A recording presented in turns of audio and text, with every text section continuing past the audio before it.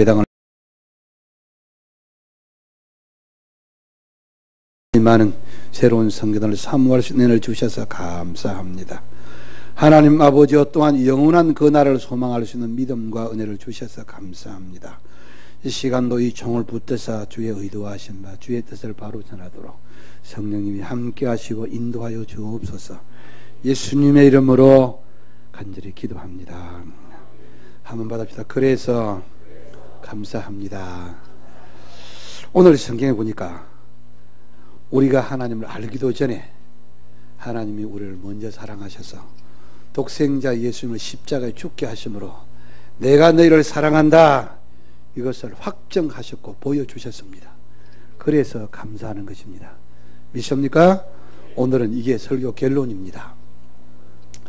오래전에 저 합천에 있는 우리 교단교회 하나가 강가에 그 당시에 있었는데, 지금은 교회가 새로 잘 지어졌습니다만은 거기에 홍수가 나가지고 교회가 다 떠나를 가버렸고, 그 목사님은 헬리콥터가 와가지고 간신히 줄을 잡고 해서 다른 데로 피신을 해서, 참, 그래서 뭐 우리 교단에서 몇 분이, 그때 저도 나이가 이제 어릴 때였는데 몇 분이 차 하나를 타고 거기 현장을 보기 위해서 갔습니다. 옛날에 그런 말 하죠. 불이 나고 나면은 터라도 남는데 물사고가 나면은 터도 없어요. 전부 다 모래밭에 다 논이고 뭐이고 아무것도 없어요. 전부 다 교회도 흔적도 없고 다 이제 모래밭만 있어요. 그런데 이제 그 목사님을 보니까 공사를 하고 있는 어떤 현장에 그 가까운 곳에는 한밥하는 집이에요.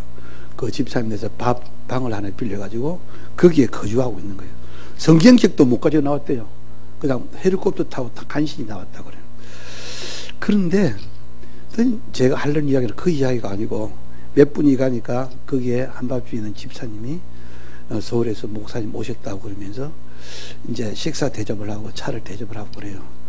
그런데 제가 나이가 제일 어린 사람이었는데 그분이 유난히 저한테 잘해주고 대접을 잘하고 그래요. 그래서 다른 목사님들이 그 사람이 나이가 제일 어리다고 왜 그분한테 그러니까 다 이유가 있지요 그러더라고.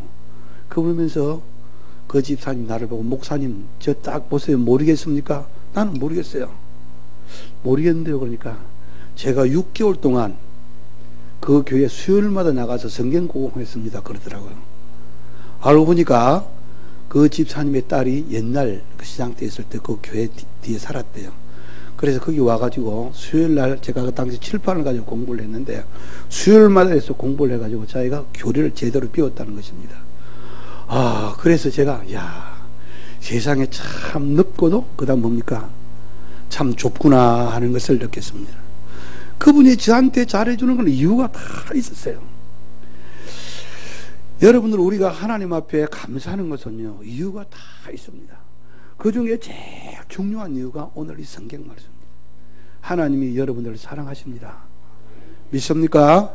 그래서 우리도 하나님을 사랑합니다. 사랑합니까? 유태나라의 초대왕이었던 이 사울왕이요, 블레셋과의 치열한 전투에서 처절하게 패배를 합니다. 이 전투에서 사울은 세 아들 요나단, 아미나답, 말기스와 함께 다 전사를 하고 블레셋의 군사들에게 목배임을 당하고 시체도 흩어져 버립니다. 이 전쟁에서 다윗의 집안 왕권은 완전히 다 무너져 버리고 결국은 다윗에게 쫓겨다니던, 사울에게 쫓겨다니던 이 다윗은 유태나라의 두 번째 왕이 되고 사울의 집안은 역사 속에서 사라져 버리고 맙니다. 그래서 다윗의 왕권이 점점 더 강해지고 있는데, 이 다윗의 어느 날 군사가 어린 소년 하나를 끌고 왔습니다. 끌고 왔는데 다리를 막 절면서 비틀비틀하면서 끌고 왔습니다. 그러면서 사울의 집안에 남아있는 유일한 혈육이라고 그러면서 끌고 와서 상급을 받을 줄 알았습니다. 소년은 다윗왕 앞에서 벌벌벌 떨고 있습니다. 이제 우리 할아버지처럼, 우리 아버지처럼 나도 죽겠구나 이렇게 생각했습니다. 다윗이 묻습니다. 내 이름이 무엇이냐? 다른은 왜 그렇게 저느냐? 그렇게 물어보니까, 예, 제 이름은 머비보셋입니다. 제 아버지는 요나단이고요, 우리 집안이 망할 때 유모가 5살 먹었던 저를 안고 도망을 가다 저를 떨어뜨려서 제가 이렇게 다리를 두 다리를 저는 장애자가 됐습니다. 이 대답에 다윗의 표정이 일그러지기 시작합니다. 한 번 더 말해봐. 네 아버지가 정말 요나단이야? 예, 요나단입니다. 다윗의 머릿속에 갑자기 자기의 가장 친한 친구 혈육 같았던 요나단의 생각이 듭니다. 할아버지 사울을 생각하면은 이 아이는 죽였겠지만 아버지 요나단을 생각할 때 그 얼굴에 자기가 그 위기를 만났을 때 죽을 수밖에 없는 그 상황에서 자기를 살렸던 요나단의 얼굴이 스쳐갑니다. 자세히 보니까 이 소년 머비보셋의 얼굴에 아버지 요나단의 얼굴이 약간 보이기 시작합니다. 다윗의 눈에 눈물이 흐르고 다가가서 머비보셋의 손을 잡습니다. 많은 사람들 군인들이 그 의전에서 이상한 눈으로 바라봅니다. 머비보셋아, 두려워하지 말아라. 너는 이제 내 아들이다.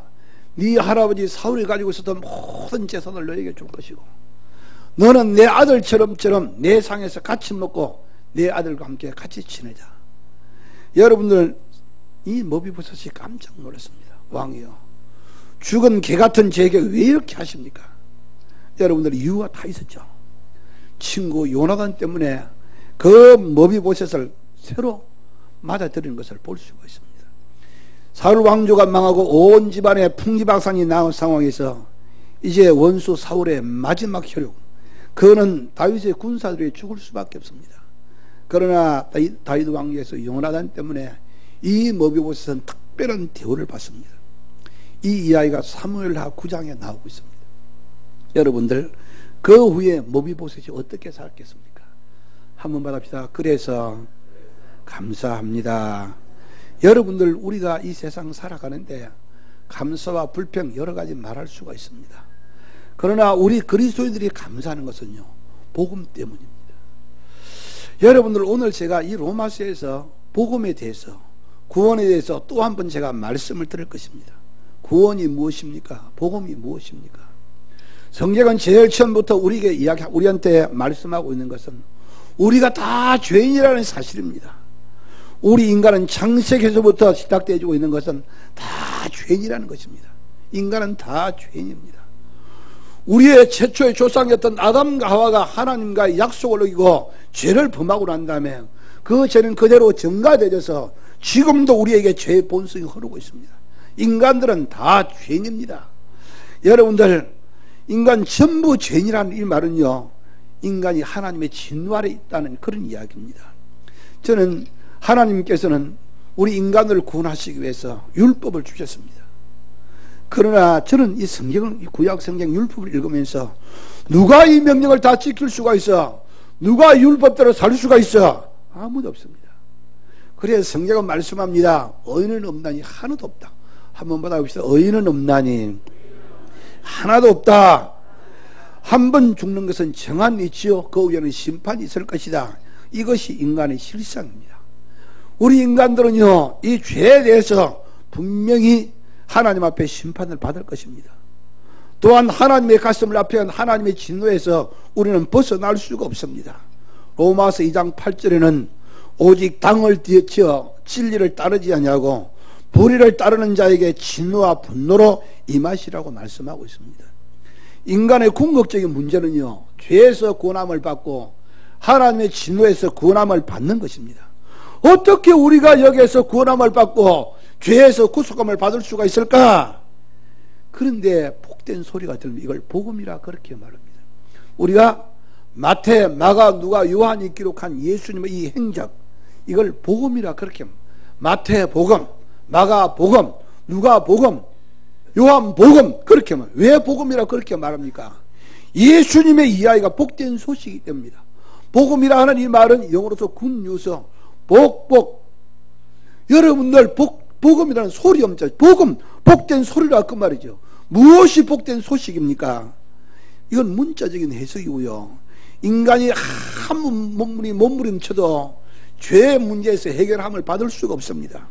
그래서 하나님께서는 하나님의 아들 독생자를 이 땅에 사람의 모습으로 보내서 이 땅에서 인간의 대표로서 우리 모든 죄를 담당하시고 십자가에서 죽게 하셨습니다. 그래서 바울 사도는 자기가 자랑할 것이 많지만은 내 자랑은 십자가밖에 없다고 말씀했고, 십자가의 도가 멸망당하는 사람에게는 어리석은 것이지만 구원을 얻는 우리에게는 하나님의 능력이 된다 그랬습니다. 또한 바울 사도는 내가 복음을 부끄러워하지 않으니 이 복음은 모든 믿는 자에게 구원을 주시는 하나님의 능력이라 그랬습니다. 여러분들, 복음은 어떻게 믿는 자를 구원합니까? 로마서 1장 17절에 보니까 복음에는 하나님의 의의가 드러나서 믿음으로 믿음에 이르게 하나니 나의 의의는 믿음으로 말미암아 살리라. 세상에는요, 제가 자주 말씀드리지만 세상에는 양심대로 살아가는 사람, 선한 일을 많이 하는 사람, 의로운 일을 하는 사람을 의롭다 그렇게 말합니다. 그러나 성경이 우리에게 가르치고 있는 것은 하나님의 이 사실을 그대로 믿는가, 십자가의 사실을 믿는 이런 사람을 의인이라 그렇게 말합니다. 의인은요, 믿음으로 살아가는 사람이 의인이라 그렇게 말합니다. 하나님께서는 우리를 사랑하면 그냥 다 천국 보내주고 구원하면 그만이지, 그렇지 않습니다. 하나님은 지저분한 거, 하나님의 진노를 식탁보 담는 것처럼 슬금 덮어주고 그냥 지나가는 것을 하나님은 원치 않습니다. 왜냐하면 우리 하나님은 거룩하신 하나님이기 때문에 그 죄에 대해서 죄값을 철저하게 하나님께서는 하시기 위해서 우리의 모든 죄값을 예수님께서 십자가 죽으셔서 여러분들 하나님의 죄에 대한 진노의 값을 예수님이 십자가에서 다 대속해 주셨습니다. 여러분들, 내가 널 좋아하니까 그냥 적당하게 넘어가자, 하나님은 그렇게 하지 않았어요. 마치 외할머니 외손자 사랑하는 것처럼 적당히 엉덩이 뚫어서 넘겨주고 그러지 않고 죄에 대해서 철저하게 죄값을 다루셨는데 바로 이것이 십자가의 사건입니다. 우리가 믿는 하나님은 거룩하신 하나님이십니다. 거룩하다 하는 이 말은요, 죄를 싫어하시고 분명히 죄에 대한 값을 요구하신다 그 말입니다. 골고다 언덕에 십자가에서 예수님이 죽으시면서 남기신 말이죠. 다 이루었다. 무엇을 다 이루었다는 것입니까? 우리의 죄값을 다 계산했다 그 말입니다. 모든 사람이 죄를 범하였음에 하나님의 영광에 이르지 못했습니다. 그러나 예수 안에서 다 이루신 예수 안에서 십자가에서 우리 죄값을 다 대속하신 예수 안에서 우리가 의롭다함을 받고 하나님의 자녀가 됐습니다. 그래서 오늘 또 우리가 기도할 때 하나님을 향해서 아버지라 부를 수가 있습니다. 한번 받아봅시다. 하나님 아버지, 하나님 아버지, 하나님 우리 아버지십니까?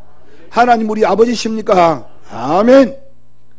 의롭지도 못하지만 우리를 의롭다 하는 이 말을 신학적인 용어로 칭이라 그렇게 말합니다. 우리가 그래서 찬송할 때 만입이 내게 있으면은 이 찬송이 이런 찬송이 나오죠. 내 죄의 근세에 깨뜨려 그 결박 푸시고 이 추한 마음을 비로소 곧 정케 하셨네. 여러분들, 하나님이 놀라운 일을 행하셨습니다. 십자가에서 독생자 예수님을 우리 위해서 죽게 하셨습니다. 그래서 오늘 5장 9절에도 이제 우리가 그의 피로 말미암아 의롭다 하심을 받았으니 더욱 그로 말미암아 진노하시면서 구원을 받은 것이라. 오늘 저는요, 여기가 설교의 서론입니다. 본론적인 이야기를 할게요. 한번 합시다. 그래서 감사합니다. 여러분들, 우리가 왜 감사해야 합니까? 예수님의 십자가 사건 때문입니다. 머비보셋은요, 다윗 왕이 두려워서 벌벌 떨었습니다. 다윗은 그가 비록 원수 집안 사울의 손자이지만 친구 요나단 때문에 머비보셋을 특별히 대우해 줬습니다. 머비보셋은 그때 그렇게 말했습니다. 이 종이 무엇이기에 왕께서 죽은 개 같은 저를 이렇게 돌보시나이까, 이렇게 감격했습니다.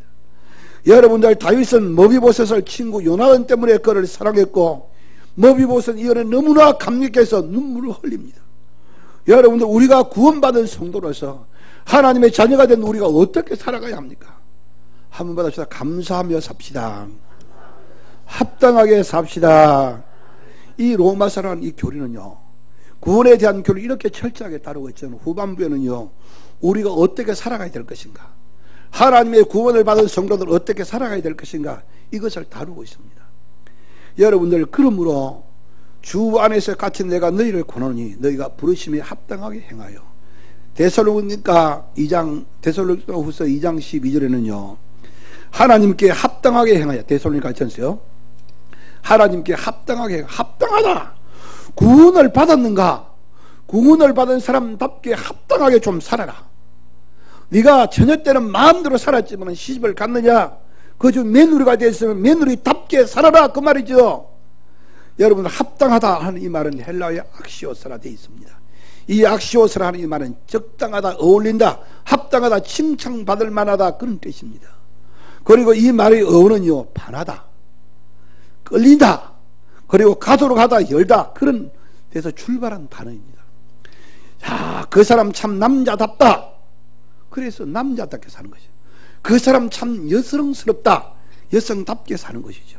신자는 신자다워야 합당한 것이고, 권사는 권사다워야 합당한 것이고, 목사는 목사다워야 합당한 것입니다.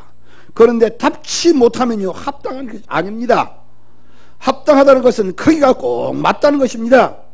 사이즈가 적당해야 되죠. 여러분들 성도는요, 삶의 사이즈가 달라야 합니다. 교회 직분자가 왜 필요합니까? 장로님이 계시고 권사님이 계시고 집사님도 계시죠. 이 교회 직분이 뭘 의미하고 있습니까?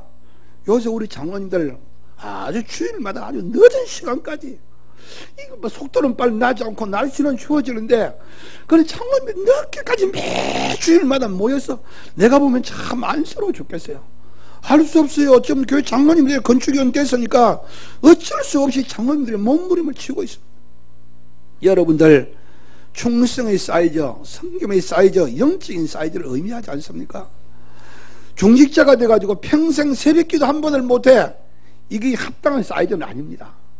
여러분들, 영적인 사이즈에 문제가 있는 것이죠. 구원을 받은 하나님의 자녀가 되었으면 용서와 사랑의 사이즈가 우리는 달라야 되고, 신분이 바뀌면요, 시각의 크기 사이즈가 달라야 되는 것입니다. 중직자로 하지만은 충성도의 사이즈가 달라서 평신도 수준만큼 되지 못하면 비웃음을 받는 것입니다. 그리고 용량이 적당해야만 이것이 합당한 것입니다. 중직자로 가면서 교회 안에서 11조를 아까워합니까? 별의별 수단으로 11조를 피해가는 사람도 있습니다. 우리 교회에서는요, 중직자 임직을 하기 전에 이미 약속 서약을 다 합니다. 11조를 하겠느냐, 주일 성수를 하겠느냐, 다 서약을 받습니다. 얼마나 지키고 있는지 자신들에게 한번 물어야 될 것입니다. 정직하지 못하는 11조를 하면서 체면 유지합니까? 사람에게 하는 것이 아니라 하나님께 하는 것이죠. 여러분들, 정직하지 못한 11조는 합당한 삶이 절대로 아닙니다. 그렇지 못하면요, 이건 하나님께 영광 가리는 것이고 합당한 삶이 아닙니다. 그리고 컬러가 합당해야 됩니다. 장례식에는요, 상복 입죠. 제가 어느 장례식을 갔더니 그게 젊은 상주가 세상에 얼굴에 화장을 했어요. 그리고 귀걸이까지 다 했어요. 아, 이건 참 말이 아닌데 뭘 몰라가지고, 그래서 우리 교회 가시는 어린 되신 분이 불러내가지고 너 빨리 화장 지워라. 그리고 빨리 귀걸이 다 빼고 반지도 다 빼, 목걸이도 빼. 여러분들, 이건 말이 아니죠. 그리고 남의 결혼식에 까만 상복을 입고 나타났다고 그러면요, 이건 분명히 어울리지 않는 색깔이고 합당한 것이 아닙니다. 은행 심사가 합당해야만이 구원 얻은 사람의 자세인 것입니다. 구원받은 하나님의 자녀는요, 생각이 하나님 앞에 합당해야 됩니다. 하나님의 자녀는 취해야 할 행동이 있는 것이고 해야 할 말이 있는 것입니다. 우리나라 기독교가 왜 욕을 먹습니까? 왜 교회 신자들이 손가락질을 당합니까? 합당하게 행동하지 않기 때문인 것입니다. 우리나라 국회의원들 가운데서요, 중직자가 얼마나 되는 줄 아십니까? 안수지 집사, 장로 천지입니다. 선거철만 되면은 나도 이런 사람이요, 이런 사람이요 다 나타냅니다. 이 지역에도 어떤 여자분이 내가 이번에 국회의원 나올 것입니다, 어느 교회 권사입니다 하며 저를 찾아왔습니다. 국회의원 됐어요. 그 뒤에는 전화 한 통 없습니다. 그리고 그가 신자답게 행한다는 이야기를 전혀 듣지를 못했습니다. 국회의원은 국회에서 참으로 신자들이 신자답게 합당하게 행한다고 하면요, 우리나라 국회는 가장 자랑스러운 나라가 될 수가 있고 국회가 될 수가 있을 것입니다. 여러분들, 구원받은 백성은 이제 합당하게 해야 합니다. 왜냐하면 우리가 하나님의 은혜로 구원을 받았기 때문인 것입니다. 기독교의 구원은 순전히 하나님의 선물입니다. 그러므로 선물을 받은 사람은 선물을 받은 사람들에게 합당하게 행해야 되지 않겠습니까? 사랑을 받은 사람들은 이걸 잊지 말고 합당하게 행할 줄 알아요. 또한 구원받은 사람들은요, 감사하며 살아야 합니다. 바울 사도는 죽음이 저만큼 보이는 지하 감옥에서 빌립보 교회에 편지를 보냅니다. 주 안에서 기뻐하라. 내가 다시 말하노니 기뻐하라. 바울 소식은 온통 감사와 기쁨으로 가득 차 있습니다. 왜 그럴까요? 구원받은 성도는 이렇게 살아야 한다는 것을 그가 보여주고 있는 것입니다. 여러분들, 감사절이 다가오십니다. 십자가 주님 우리에게 가장 큰 감사의 조건입니다. 전에 제가 말씀드렸죠. 요 가까운 가평에 가면요, 가평고등학교 그 교정에 이상한 비가 하나 써 있습니다. 전에 말씀드렸죠. 그게 무슨 비냐면요, 참 우리나라 사람들이 기억해야 할 유명한 비입니다. 6.25 때 거기에 있는 모든 미군 사단 병사들이요, 천막에서 공부하고 있는 학생들이 보기 안 돼서 $2씩 다 내가지고 여러분들 공병대가 와가지고 학교를 짓기 시작했습니다. 그래서 그 학교 이름을 아일리스 제일 처음에 그 제일 먼저 전산 병사가 그 사단의 병사가 이름을 따가지고 아일리스 학원인가 이름을 그렇게 했어요. 한참 그대로 있다가 나중에 이름을 결국은 가평고등학교로 만들었는데, 거기에 $2 내고 그 세웠던 그 군인들이 지금도 가끔씩 찾아오는가 봐요. 그리고 가평고등학교는 그 사람들이 늘 잊지 않기 위해서 근사한 비를 교정에 세워놨답니다. 제가 이 설교하기 전에 확인하러 가야지 그랬는데 뭐 일들이 많아가지고 확인하러 가지를 못했습니다. 그러나 그것이 인터넷에는 뜨고 있었습니다. 여러분들, 우리가 구원받았으면 어떻게 살아가야 합니까? 예수님이 나를 위해 십자가 죽으시고 내 구원을 이루셨으면 우리가 어떻게 살아가야 합니까? 부탁을 드립니다. 합당하게 행하시고 감사하게 꼭 사셔서 여러분들의 삶을 통해서 하나님의 영광이 드러날 수가 있기를 예수님 이름으로 축원합니다. 사랑과 은혜가 풍성하신 우리 하나님 아버지 감사합니다.